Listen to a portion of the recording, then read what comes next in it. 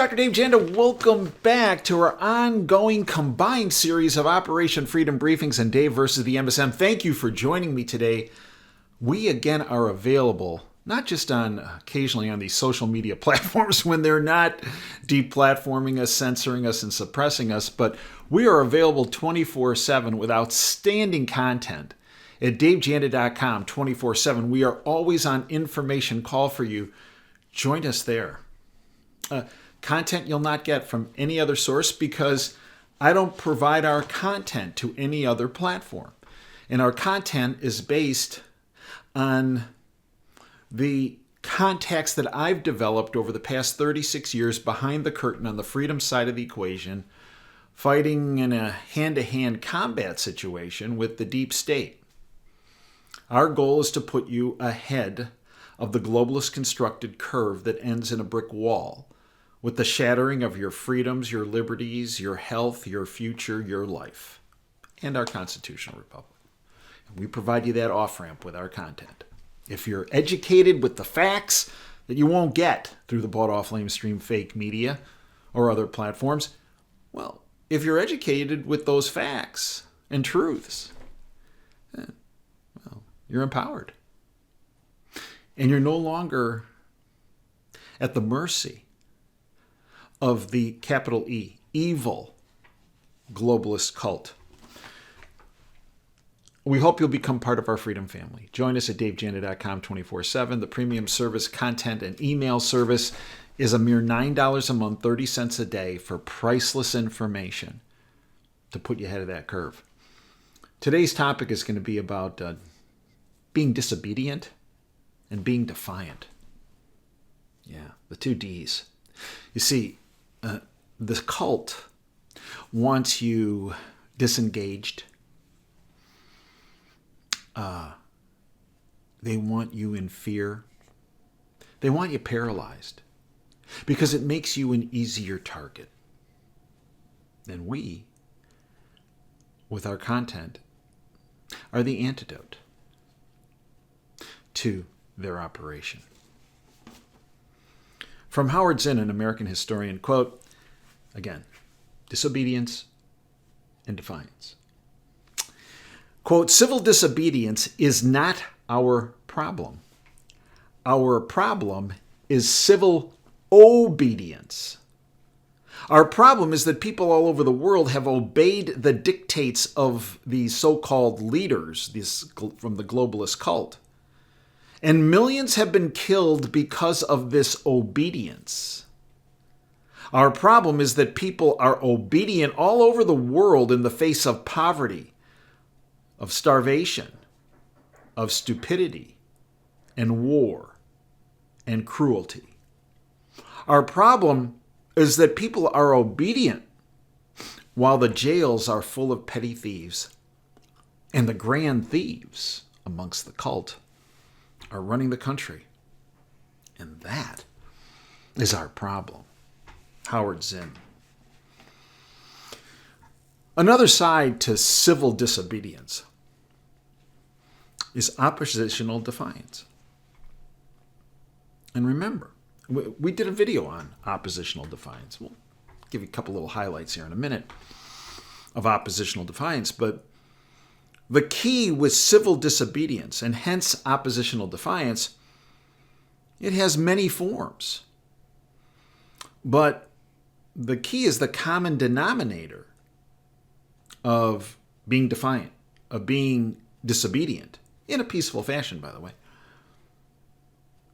is an emphasis on what the globalist cult fears the most: accountability, transparency, and truth. The only reason why the cult is not only survived, but gained with their power and control is because they haven't been held accountable. That they haven't had their feet held to the fire of truth.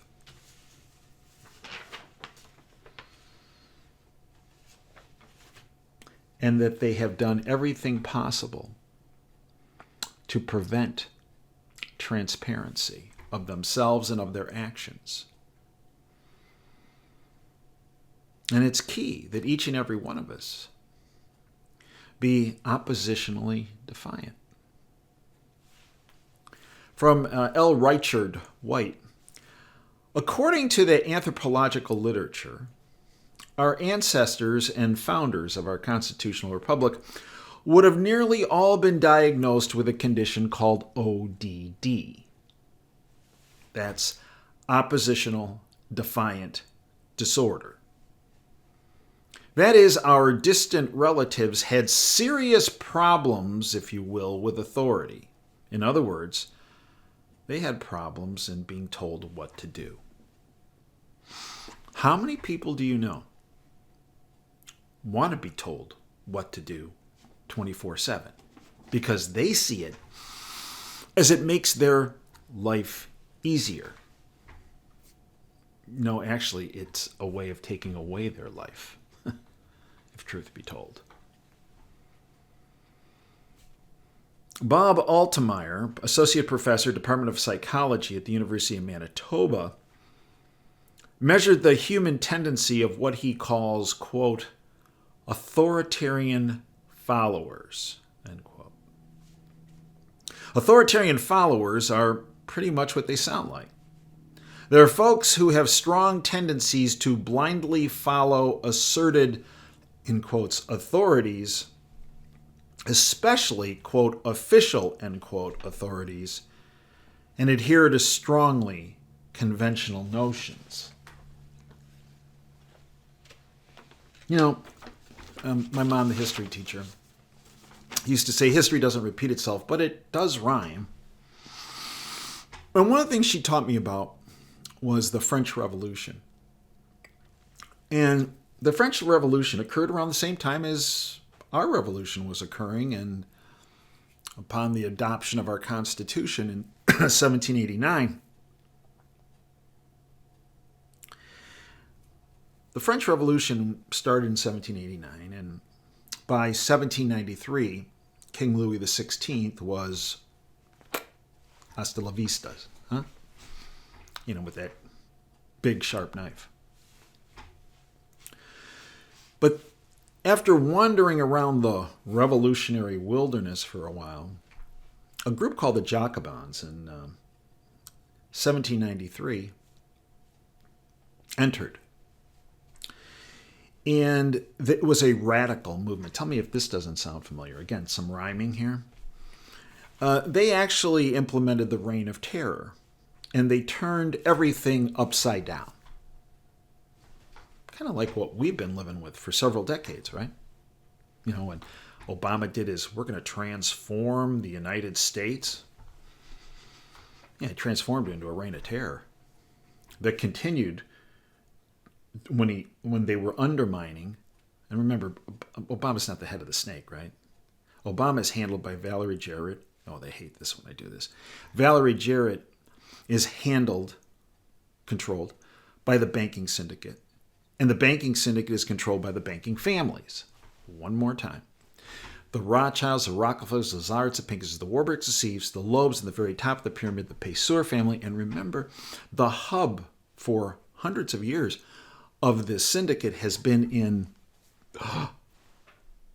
London.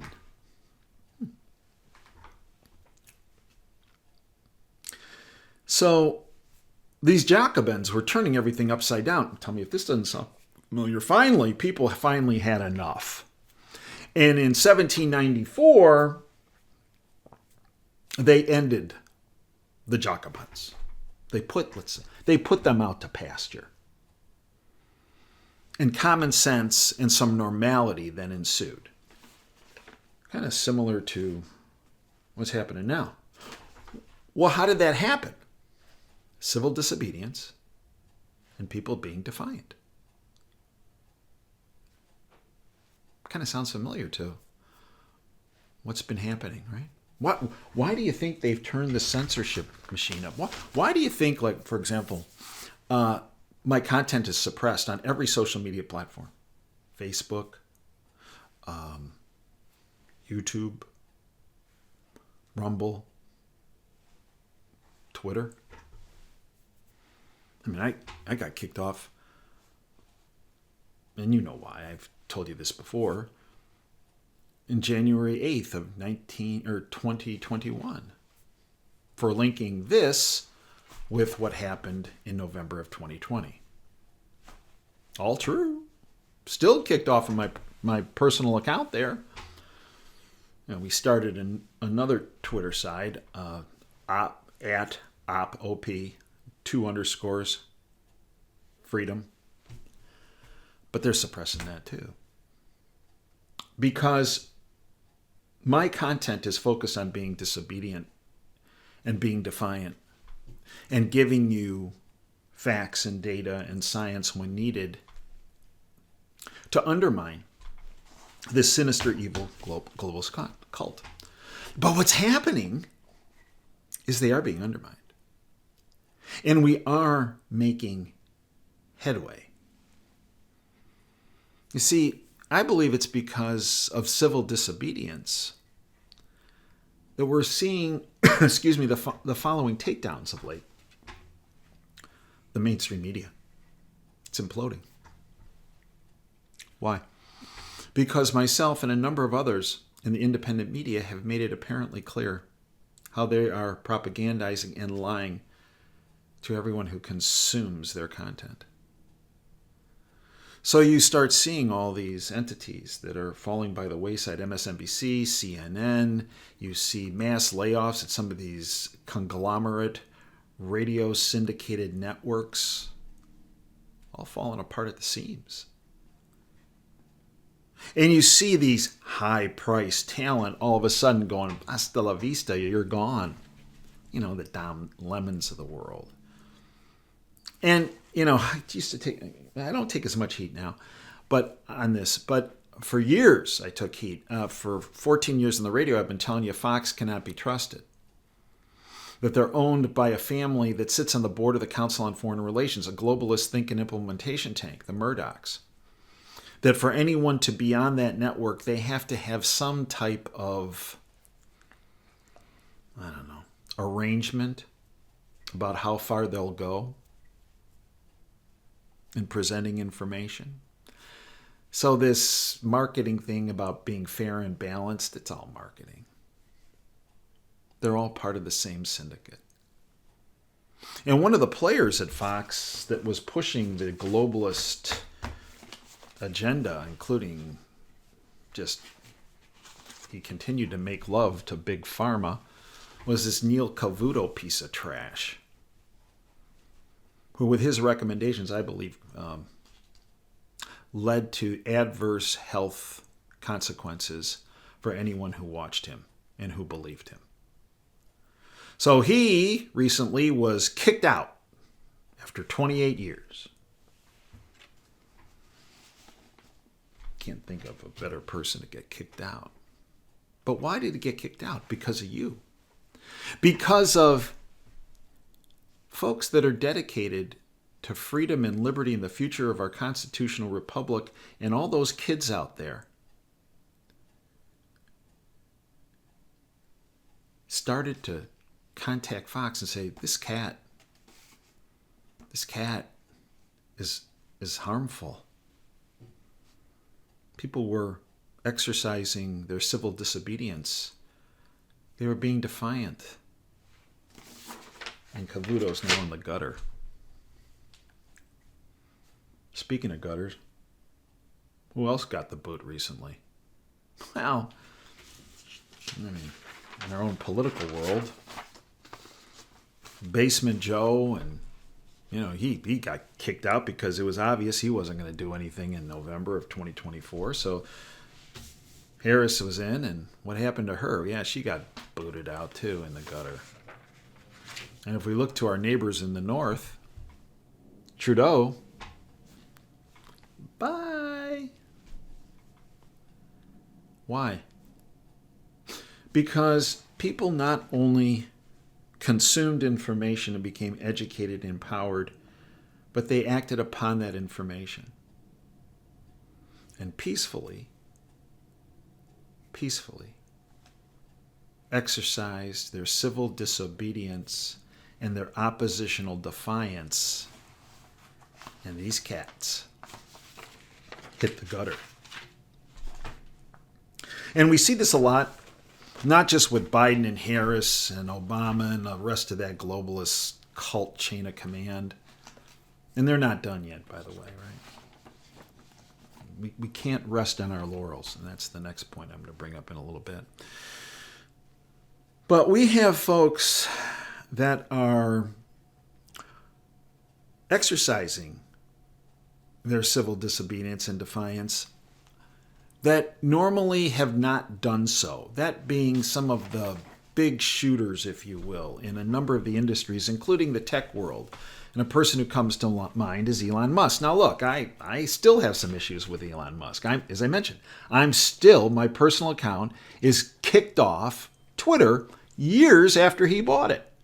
And I'm not the only one. There are several thousand of us who are hardworking, honest people who never should have been kicked off in the first place, other than we were oppositionally defiant and exercised civil disobedience on a social media platform in a peaceful fashion, yet were thrown off and still remain thrown off. So a lot of this is, I think, marketing with Elon Musk. I'm all about free speech. Really, why are there people still thrown off that should be on? Come on, man. Don't give me that you don't know. You know.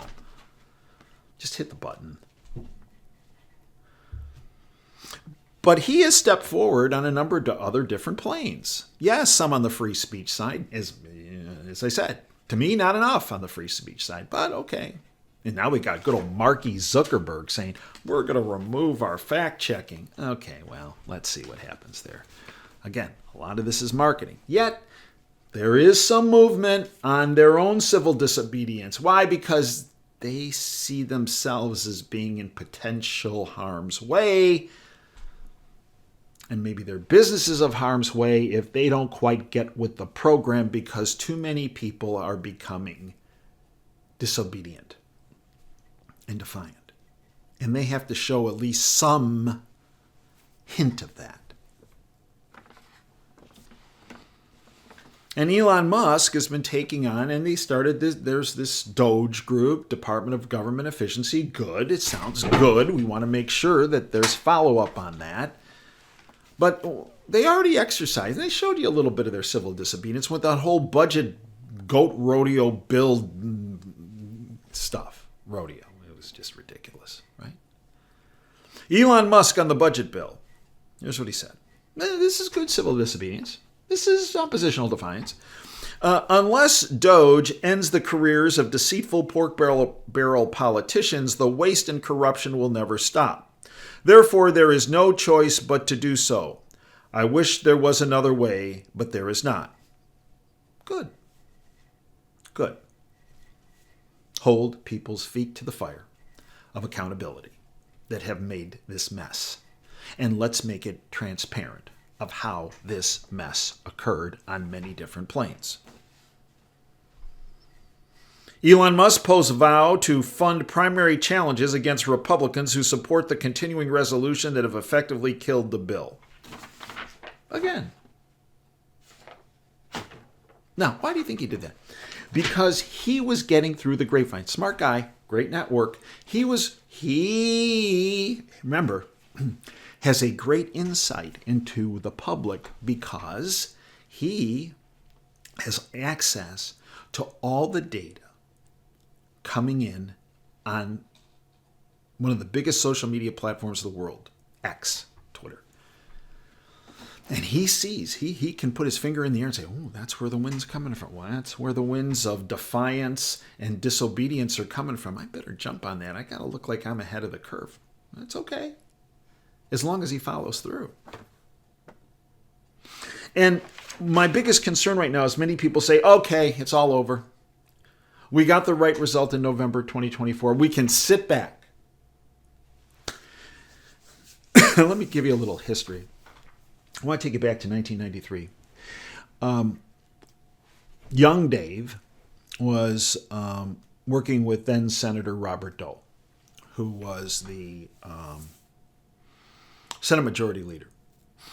And Hillary Care that snake was working its way through the bowels of the Capitol. And a number of us, and if it was not for Senator Dole and several of his staff members, Hillary Care would have passed, and it would have been a huge disaster. Well, we undermined it. We exposed it, shed the light of truth on it, didn't lie about it, just said, here's what it is. You really want 76 new government agencies, expanding the role of 20 government agencies, and oh no, introducing 76 new taxes to pay for this and have people lose. And the public said no. And they heard it loud and clear in D.C. And Hillary Care got undermined. And when it got undermined in the summer of 1993, everybody took a victory lap, including yours truly. But I just did one lap. There are still people taking victory laps, for the 10,000th time on that. I did one lap. And I said, okay, now let's get down to business. We've created an alternative. Let's get this in, because if we don't come in with an alternative, the syndicate is going to come in with something even worse. Oh, Dave, just relax. It's over. It's done. Celebrate the victory. Oh, come on. And unfortunately, Dave was alone on this. I kept pushing for the alternative, but it wasn't moving anywhere because everybody in D.C. was too busy running the victory laps. And that led to Obamacare. That was the alternative they came in, which was just as bad, and in some ways worse, than Hillary Care. And my concern is that many people that I speak with, many people who contact me, I don't need to have information, Dave. Appreciate you getting us through this, but we're good now. Trump's in office. He has his posse around him. We're okay. Excuse me. We don't need any more information. We're going to go back to the couch. We're going to watch games. We're going to watch Dancing with the Not So Famous. We're going to watch The Voice. We're good. No. More so than ever, we need to be disobedient and defiant. Civil disobedience and oppositional defiance is needed now more than ever, because the cult is not done. We need to keep getting information, networking at information to all those we know and love, to our coworkers, to our friends, to our families, to our neighbors. Because if we, excuse me, I'll take a drink here. If we stop now, we're going to go right back to ground zero. So we need to focus on accountability of all those who were integrally involved in the destruction of our constitutional republic and the freedoms and liberties and rights of every American citizen. This is not a vendetta. This is not revenge. This is bringing back the rule of law and holding people accountable so that they can't do this again. We need to focus on transparency, the truth.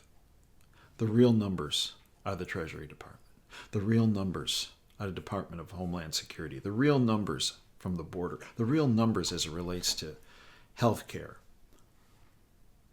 and the effects of their interventions from 2019 to the present. Transparency. We need to have truthfulness, and not just some fronts, every front, no matter how hard that truth is to hear. And we need to implement what I call the D words. Disclosure.